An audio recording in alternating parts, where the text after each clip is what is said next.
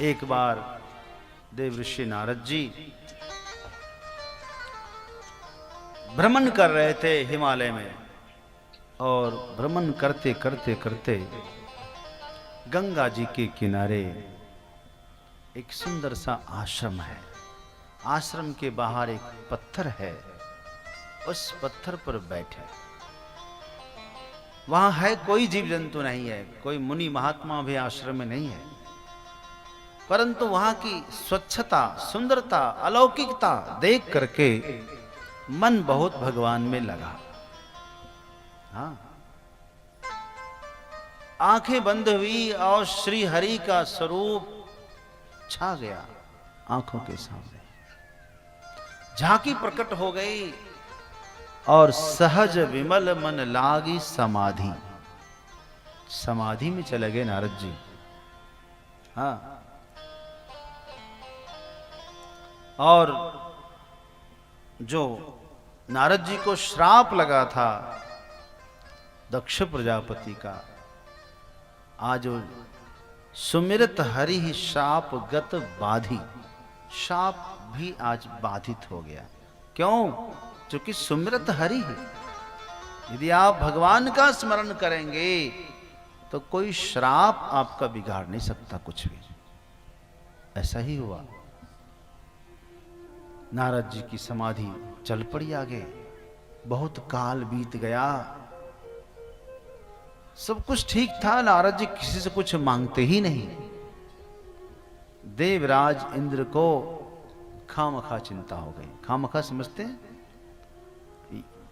आपसे हमको कुछ नहीं चाहिए, फिर भी आपको मुझसे। नारद जी उसी क्षेत्र में तपस्या करने बैठे थे जिस क्षेत्र में भगवान शिव ने कामदेव को जलाया था। तो उस दूरी में, उस क्षेत्र में कामदेव का प्रभाव नहीं रहता, इसलिए सहज में ही नारद जी की समाधि लगी। देवराज इंद्र ने नारद की तपस्या को भंग करने के लिए अप्सराओं को भेजा, ऋतुराज बसंत को भेजा। नित्यांगनाएं, वीरांगनाएं अपना स्वरूप दिखाने लगी, नृत्य करने लगी। संगीत, मृदंग, ताल, गीत, महोत्सव सब चला। नारद जी की समाधि नहीं खुली। लाख उपाय करने के बाद भी, स्वयं कामदेव भी लाख उपाय करके हार गए, परंतु नारद जी को हिला ना सके। आखिर में नारद जी से हार मानकर कामदेव ने जाते जाते एक बाण मारा। पता है कौन सा बाण मारा?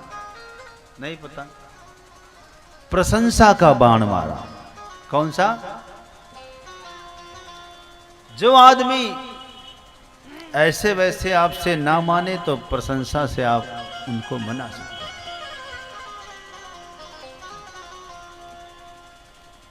प्रशंसा का बाण। एक मूर्तिकार थे, एक सुंदर मूर्ति बनाने वाले, विश्व प्रसिद्ध। मेला में उसने बहुत से, यज्ञ में मूर्तियां बनती है कि नहीं, बहुत से मूर्तियां बनाई। और समस्त प्रकार की मूर्तियों के बाद उसने सोचा कि कुछ चमत्कार किया जाए।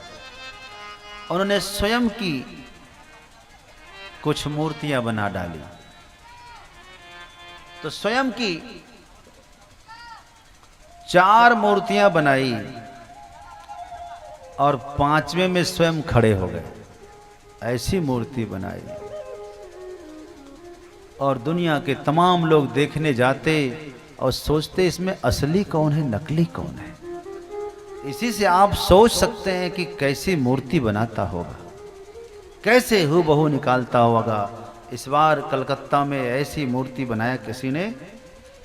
एक स्त्री बैठी हुई है, ऐसा लग रहा है कि स्वयं बैठी है, साक्षात बैठी है नवरात्रि में। तो अद्भुत, देखकर आदमी चौंक जाए। तो ऐसी मूर्ति बनाई गई। वो मूर्ति में शामिल रहा मूर्तिकार भी, सब लोग हार मान जाते थे। भाई अद्भुत अद्भुत। इनकी चर्चा स्वर्ग में होने लगी। तो स्वर्ग में उस समय स्वयं यमराज भी घूम रहे थे। यमराज ने कहा अच्छा ऐसा कलाकार है, चलो देख के आते हैं। आए, यमराज भी चकरा गए कि असली कौन है कि नकली कौन है। यमराज सोचा भाई मैं पहली बार फेल हो रहा हूं, पकड़ में नहीं आ रहा है कि वो है कौन सा असली कौन सा नकली है। लाखों उपाय करके भी जब समझ में नहीं आया, तब यमराज ने कहा कि अच्छा वैसे इसका टाइम तो हो ही गया है, कैसे पता किया जाए। तो यमराज ने एक प्रशंसा का बाण मारा, कहा भाई चाहे जो भी हो, मूर्तिकार लाजवाब है, जिसने ऐसी रचना रची है, मन तो करता है उसको पुरस्कार दे दूं, लेकिन अब लगता है वो निकल कर आएगा नहीं, शायद होगा ही नहीं, कहां से आएगा। वाह वाह वाह, प्रशंसा किया, जहां प्रशंसा किया। हमको लगता नहीं कि वो कोई मनुष्य बनाया होगा, ये तो कोई देवता का काम होगा, मनुष्य थोड़ी इतना बना सकता है। तो झट से निकल जाता है, नहीं सरकार मैं ही हूं, मैंने ही बनाया है। कहा अच्छा इधर आओ इधर आओ, तुम्हारे लिए तो मैं यहां आया हूं। उठा कर ले गए यमराज। आदमी प्रशंसा में मारा जाता है, जो आदमी कहीं नहीं गिरता वो प्रशंसा में गिरता है। तो नारद जी प्रशंसा, जब उसने प्रणाम किया, कामदेव ने हार स्वीकार की, कहा कि अखंड बाल ब्रह्मचारी देव ऋषि नारद की जय हो। हम तो आज पहली बार हार मान गए महाराज, आपने सचमुच में कामदेव को आज जीत लिया, कामदेव जयी नारद की जय हो। जब नारद जी ने सुना तो आंखें खुल गई, समाधि खुल गई। कामदेव हो? हाँ हाँ महाराज। क्या बात है?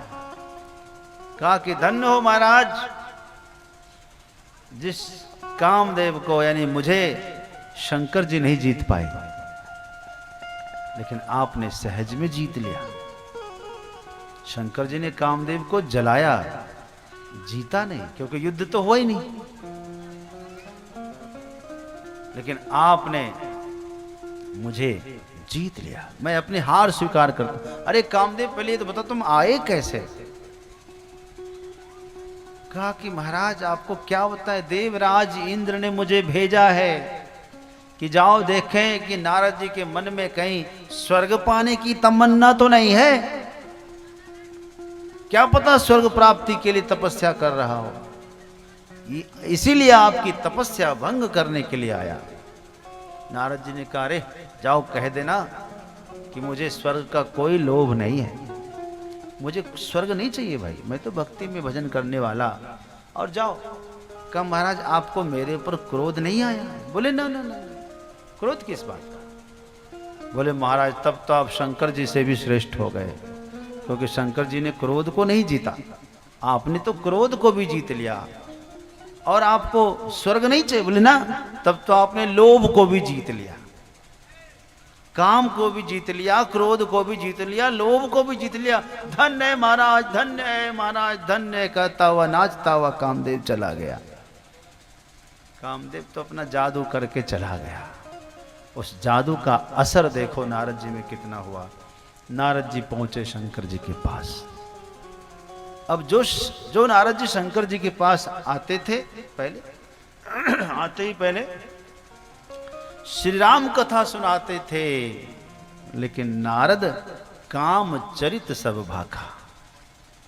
आज शंकर जी के सामने गए नारद जी तो रामचरित नहीं सुनाए, क्या सुनाए? काम चरित सुनाए, काम कथा।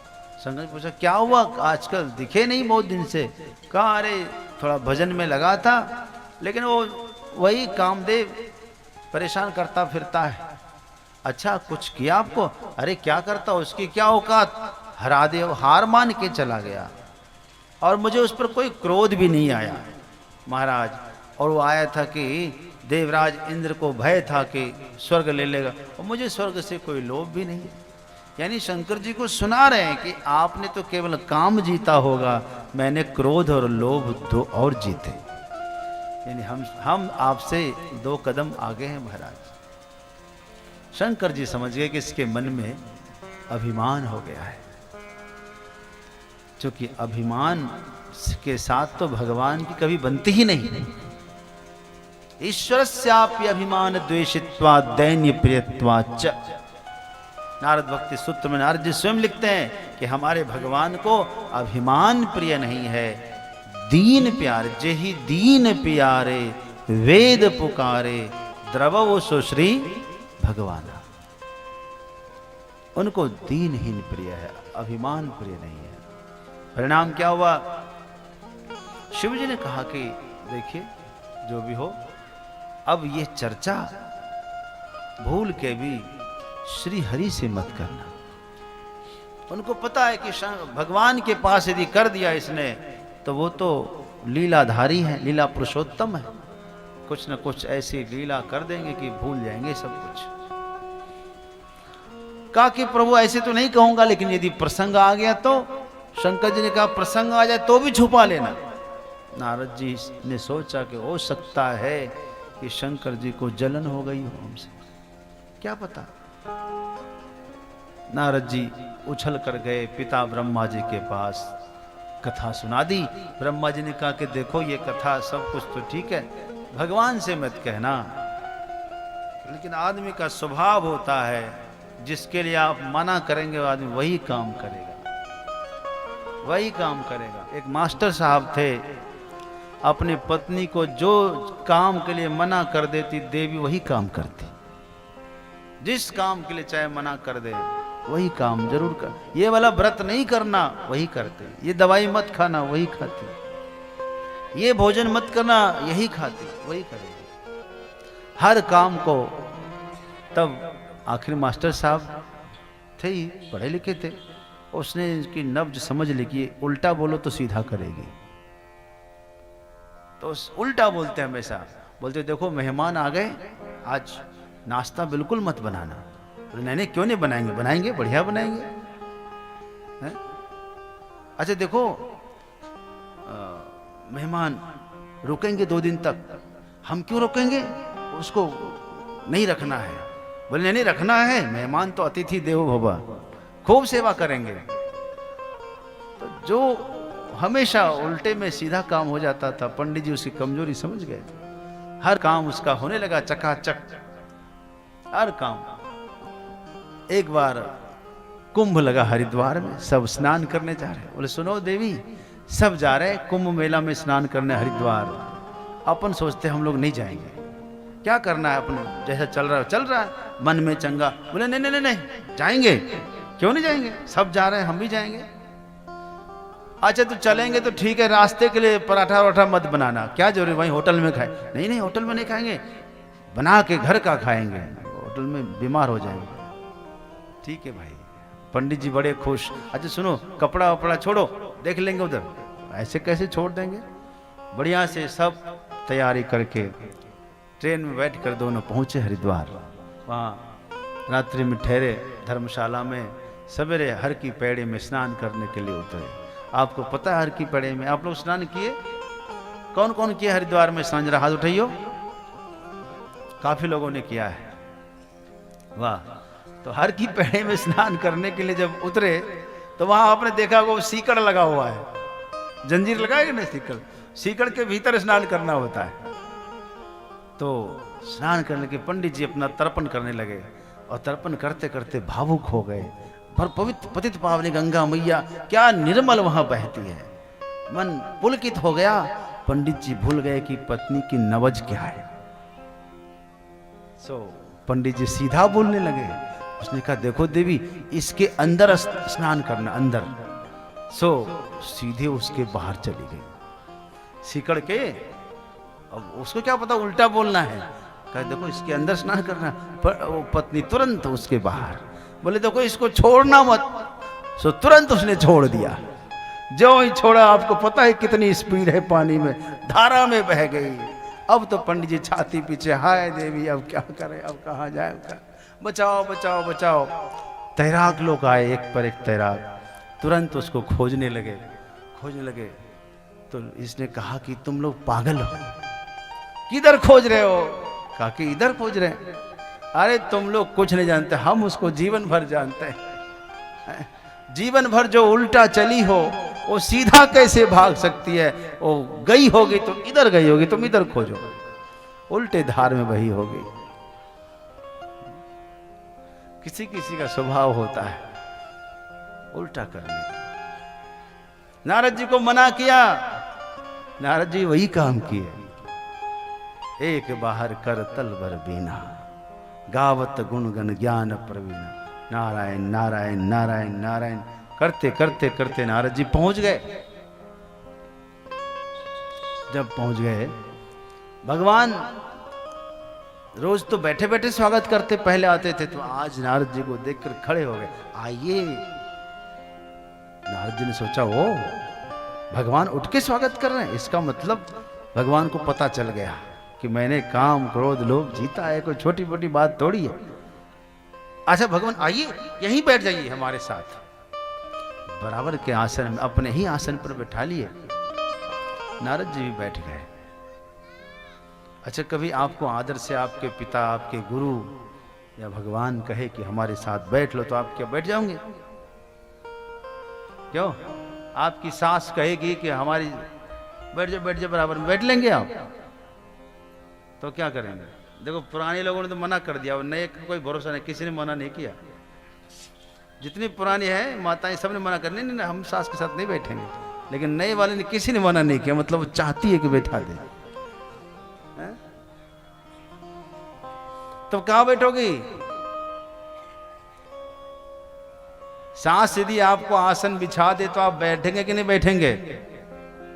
हाथ मुड़ी हिलाओगे तो मैं समझूंगा हाँ या ना, ऐसे फालतू में समझूंगा नहीं बैठोगे।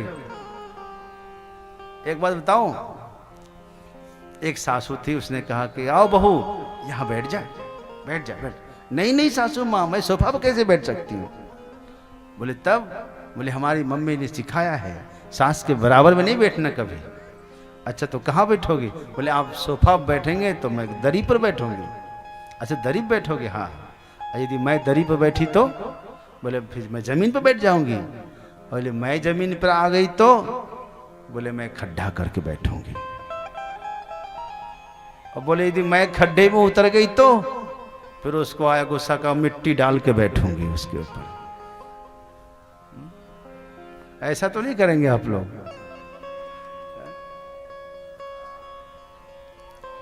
तो गुरु के आसन पर, भगवान के आसन पर नहीं बैठना।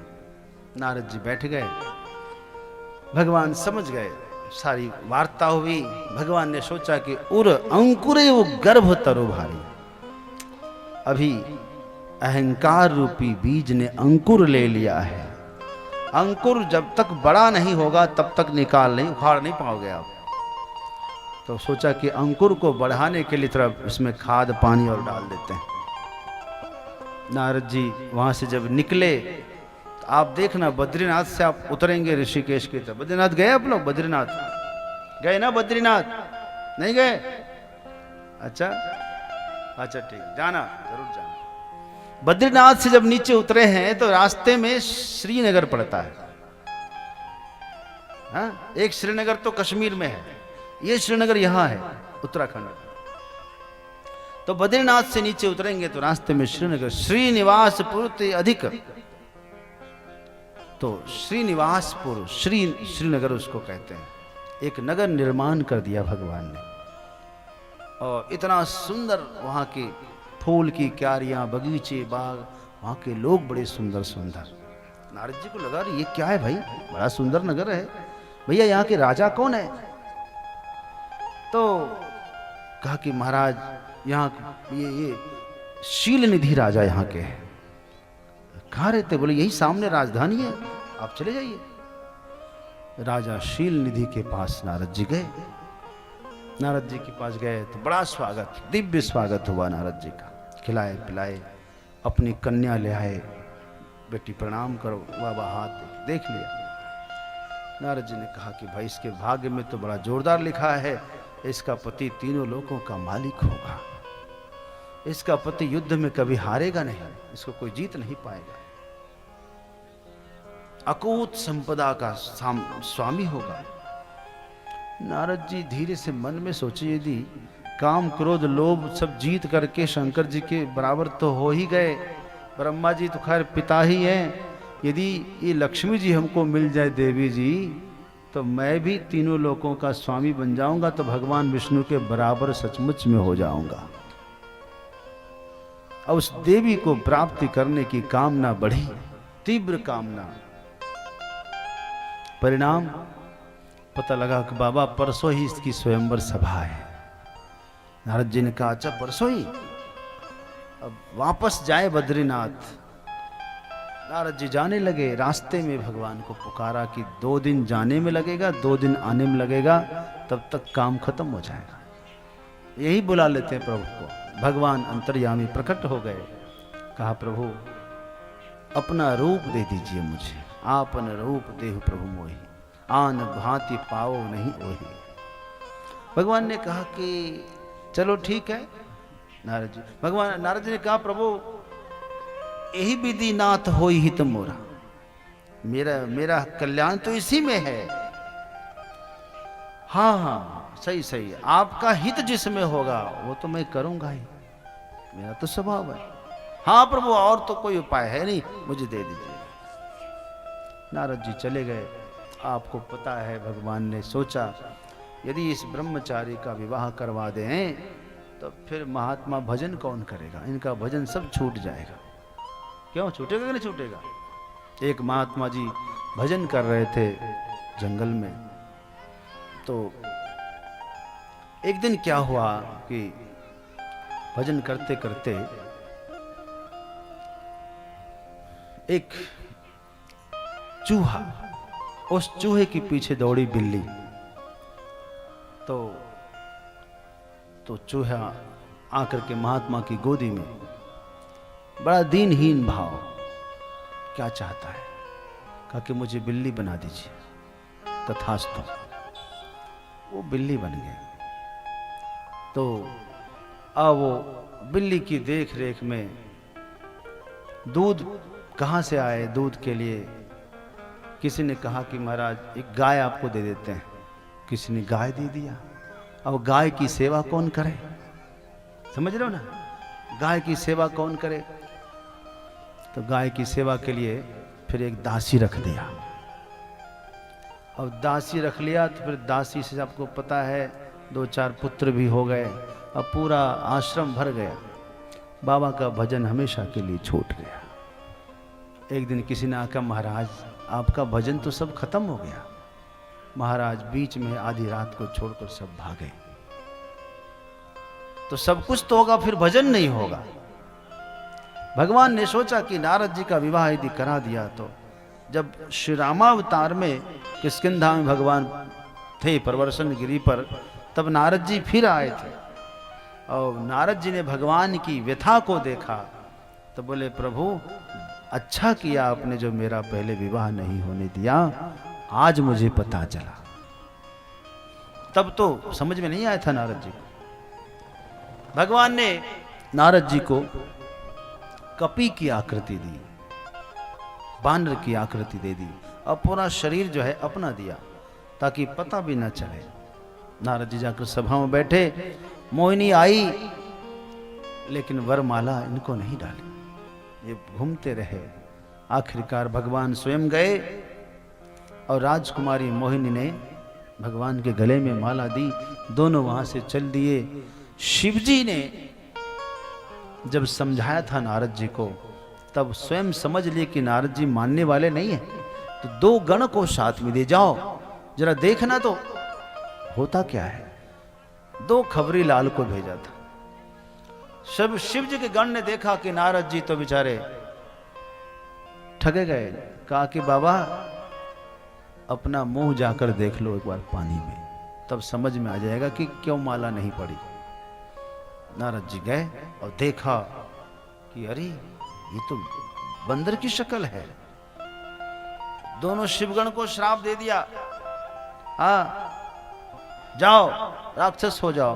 अरे बाबा हमको क्यों श्राप दे रहे हो, हमने क्या गलती की, जिसने आपकी कपी आकृति की उनको श्राप दिया, तो ठीक है उनको भी श्राप देंगे। नारद जी गए और भगवान विष्णु को श्राप दिया, श्री हरि को। कपि आकृति कीनी तुम मोरी। आपने मेरी कपि आकृति कर दी। होई ही कीस सहाय तुम्हारे। यही आपकी मदद करेंगे एक दिन। हाँ?